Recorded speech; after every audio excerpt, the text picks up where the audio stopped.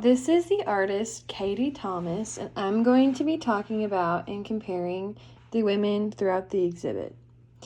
Margery Kempe was first frightened by tribulation but came to enjoy trials. She saw God and heard God explicitly. Thecla was willing to be a martyr for Christ but was protected. Men put her to trial because she would not marry them, and she found Christ through listening to the words of Paul. Perpetua died a martyr for Christ.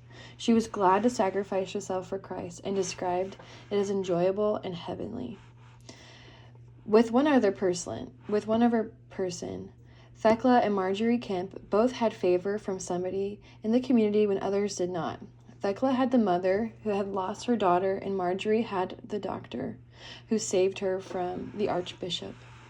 Both people spoke on the woman's character and helped them win favor, and eventually were catalysts in helping save their lives.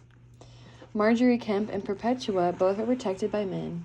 Perpetua was first protected by her father, but then was betrayed, and Kempe was protected by respectable priests in her society.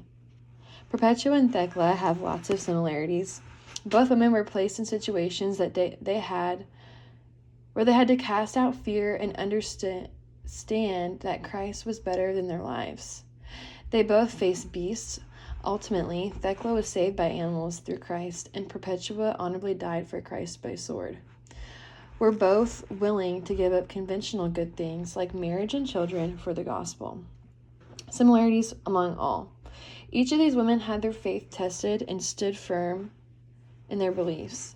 All of the women were cast out from people that they honored, Margery by her mentor, Perpetua by her father, and Thecla by her mother.